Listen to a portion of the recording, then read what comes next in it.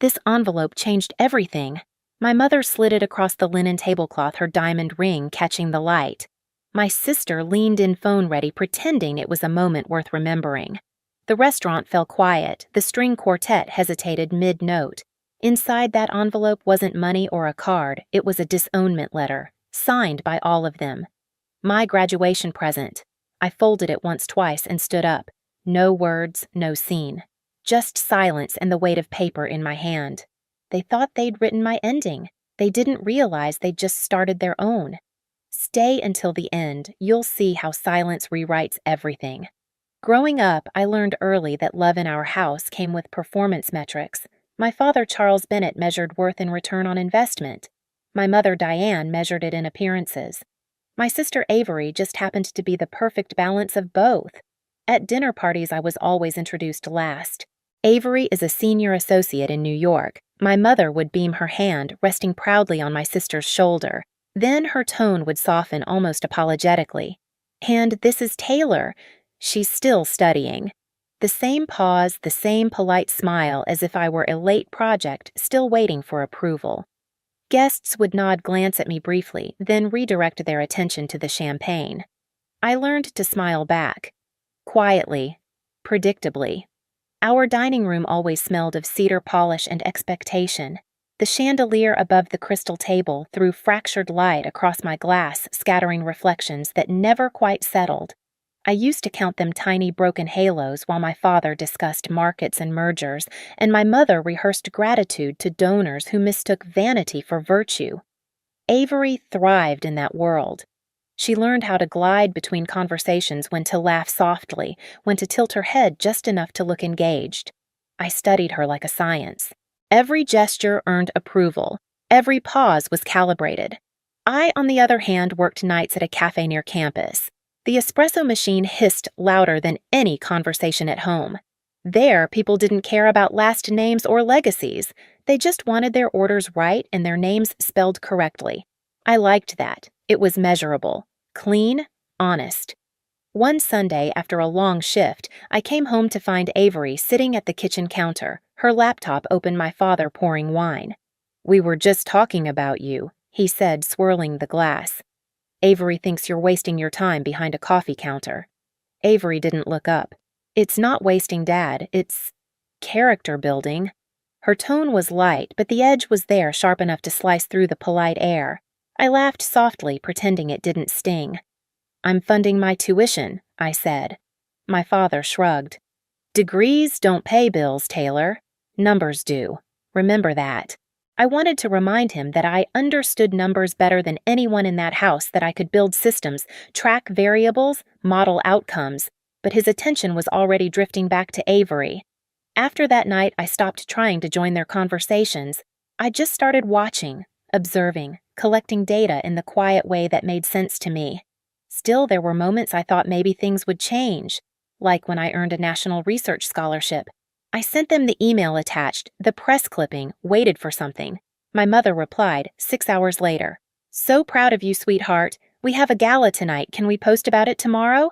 They never did. That was the day I understood something simple but permanent in my family: attention was a currency, and I was always the unpaid intern in their empire. I remember the sound of the crystal glasses that night, how they clinked perfectly in rhythm, as if the house itself celebrated my invisibility. That was the night I learned my place in this family, somewhere between silence and proof. 2 days before graduation, a message arrived in the family group chat, a reservation link, Maison Lumière, the same restaurant my mother booked for every milestone that wasn't mine. The message was simple: pre-graduation dinner for Taylor. Dress appropriately. No emoji, no warmth, just a formality wrapped in control. I clicked the link. My name wasn't even on the guest list. The host greeting read, "The Bennett family, Charles, Diane, Avery." That omission wasn't a mistake. It was a statement. An hour later, Avery texted privately, "Don't overthink it. It's just formatting." Formatting. The word echoed in my head. That was how they saw me, a variable easily deleted. That night, I sat at my desk, the city lights flickering against the window like static. My inbox glowed with unread notifications from investors, classmates, professors. Achievements.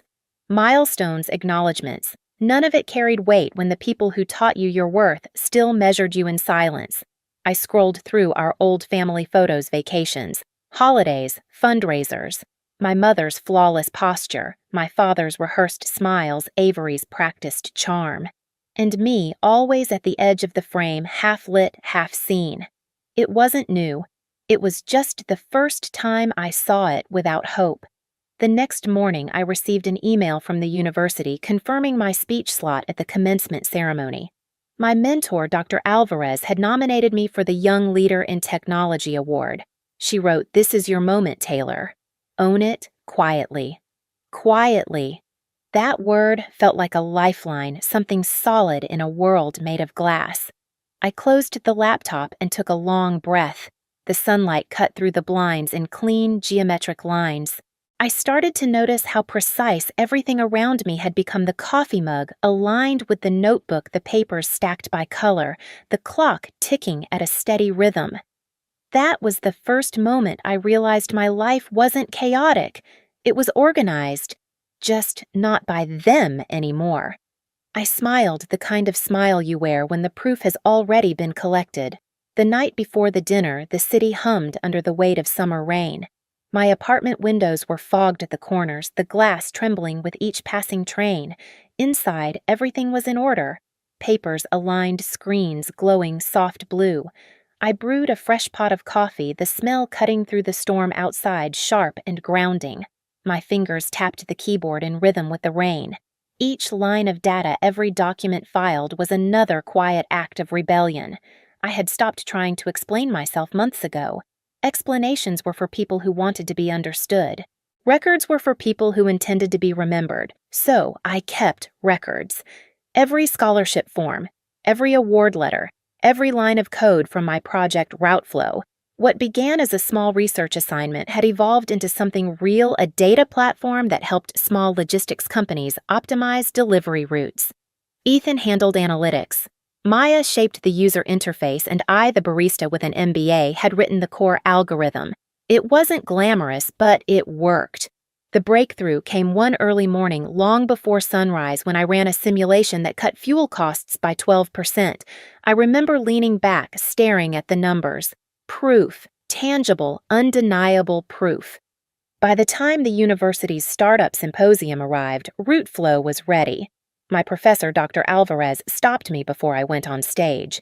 "You don't need to sell yourself," she said. "Just show them how it works. Let the data speak." It did. When the presentation ended, applause erupted, polite at first, then real. Among the crowd stood a man in a tailored gray suit, Nathan Cole, CEO of Northbridge Logistics. He approached afterward, his tone, measured his interest, genuine. "You've built something scalable," he said, studying the graphs. "But more than that, something fair." Fair.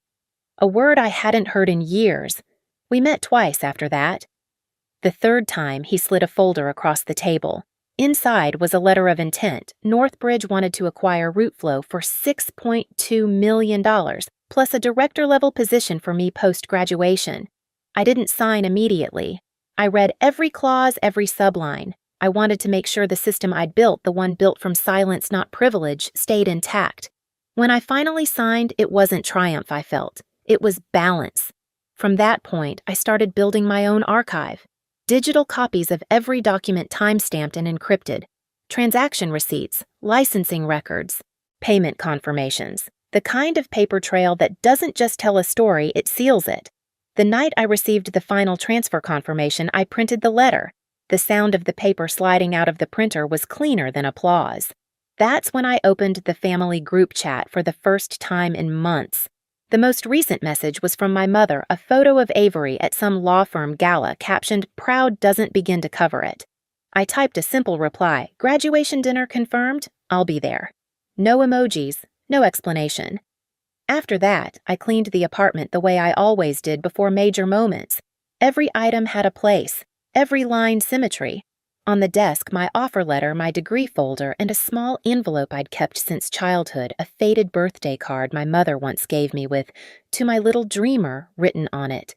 I placed the new documents beneath it, the ink fresh, the paper heavy. Midnight came quietly.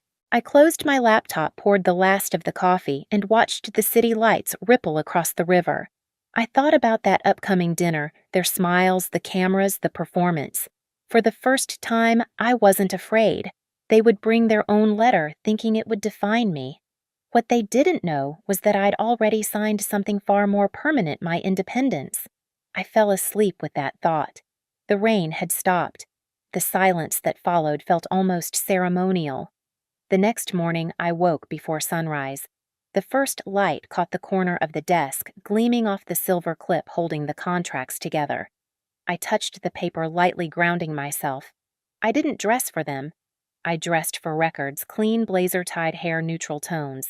The kind of look that doesn't beg to be seen but demands to be remembered. Before leaving, I aligned my coffee cup next to the laptop exactly 1 inch from the edge. Habit order proof. I locked the door behind me. The streets of Chicago were still damp reflections stretching across the asphalt. My reflection looked back from the window of a passing cab, calm, composed, someone I recognized for the first time. When I arrived near Maison Lumière, I stopped in front of the glass doors. Inside, I could already see the faint shimmer of chandeliers, my mother's silhouette, the familiar tilt of Avery's head as she adjusted her phone camera. I breathed once, steady. They thought tonight was their stage. They had no idea the script had already been rewritten, signed, sealed, time-stamped. This time, I wasn't walking into their performance. I was walking into proof. The hostess smiled when she saw me. "Bennett party?" she asked. Her tone was professional, but I caught the flicker of surprise when she realized my name wasn't on the reservation list. I nodded anyway. "Yes," I said. "They're expecting me." Inside, the air smelled of truffle butter and expensive indifference. My family occupied the corner table under a halo of chandelier light. My mother waved as if this were a reunion, not an execution. Avery lifted her phone slightly, framing the shot. "Taylor, darling." My mother said, her voice dipped in sugar. "We have something special for you." A server appeared, setting a pristine white envelope by my plate. My father cleared his throat, rehearsed authority filling the pause. "It's time we all move forward," he said. My mother smiled wider. "From all of us," she added. Avery's camera caught everything, the envelope sliding across linen, my expression unreadable. I opened it slowly. The paper was heavy, embossed legal. "We, the undersigned, hereby release and relinquish all familial obligations and ties with Taylor Bennett." It was signed by each of them, initials perfect loops practiced. There, it was my graduation gift. The table watched, waiting for a scene. Maybe a tear, maybe a raised voice. But I'd already lived the real drama. I folded the paper once, twice, then placed it carefully beside my coffee spoon. "Thank you," I said. My tone was even deliberate. Avery blinked. "You're thanking us," I met her gaze, "for the closure." The air tightened thin as glass. My father shifted in his chair. My mother's hand hovered over her wine. Avery lowered her phone, just slightly unsure what she was filming anymore. "Taylor," my mother said softly, "you don't have to make this harder." But I was already reaching into my bag. I pulled out a folder the same neutral gray as the suit Nathan had worn the day he handed me the contract. I placed it on the table and opened it toward them. Inside was the acquisition announcement. The North Bridge letterhead gleamed under the light. Beneath it, my name, Director of Data Operations. Route Flow Integration Lead. For a moment, no one spoke. The quartet in the background shifted songs, unaware they were scoring a funeral. Avery leaned forward, reading faster. "This is yours." "Yes." My father frowned, the kind he reserved for bad investments. "You sold it, I built it." "Then I sold it," I said quietly. "The deal closed last week." My mother tried to recover her composure. "We didn't know." "I know," I said. It was the first time I'd ever seen my mother truly speechless. Avery's phone was still in her hand, but the red light was off now. My father reached for his wine glass, but his grip trembled slightly enough for the stem to click against the marble. I didn't raise my voice. I didn't smile. I simply stood. "You can keep the letter," I said, sliding their disownment papers back across the table. "I already have my own." The irony landed quietly, perfectly. Behind me, I heard Avery whisper something, maybe a plea, maybe a curse, but I didn't turn back. As I reached the doorway, the restaurant's soft piano filled the silence they left behind. I paused, one hand on the frame, the city lights reflecting in the glass ahead of me. In that reflection, I saw them still sitting there, surrounded by the world they'd built, bright, polished, empty. Outside, the air was colder than I expected.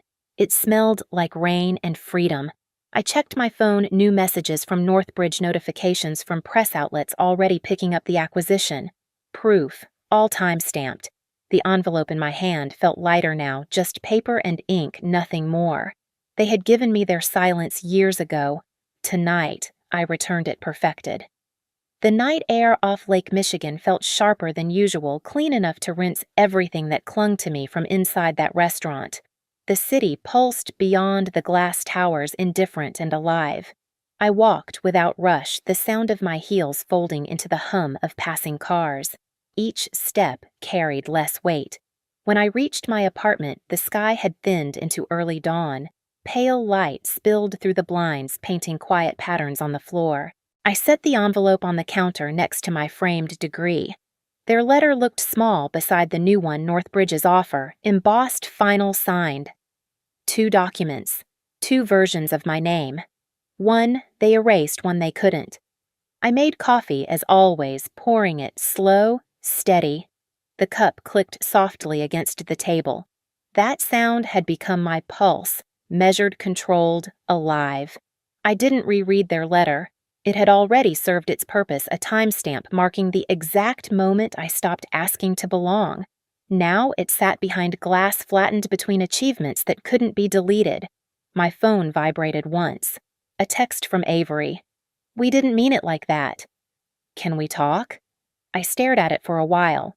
The dots blinked, disappeared, blinked again. Then I turned the phone face down. Some messages aren't meant to be answered, they're meant to echo into silence. The light shifted warmer. Outside, the city stretched awake delivery vans, joggers, the rhythm of another ordinary day. I opened the window, letting the air in. Somewhere below, a train screeched metal against metal, raw and honest. In the reflection on the glass, I saw a woman who no longer needed to explain why she was standing there alone. I picked up their letter one last time, folded it neatly, and slid it behind the frame of my degree. Not hidden, just placed in order. Evidence of what was proof of what changed. The air in the room steadied. My shoulders did too. Silence at last didn't feel empty. It felt earned. Revenge didn't sound like victory. It sounded like calm breath in a quiet room. The kind of silence you choose, not the kind forced on you. Families break loudly. Peace rebuilds quietly. They wrote me out of their story, but I became the footnote they'll never erase. Some stories don't end with forgiveness, they end with clarity. If you've ever been the quiet one in the room, the one everyone underestimated, this one's for you. Watch till the end, because sometimes silence isn't surrender, it's strategy. And the calm that follows, that's what real freedom sounds like.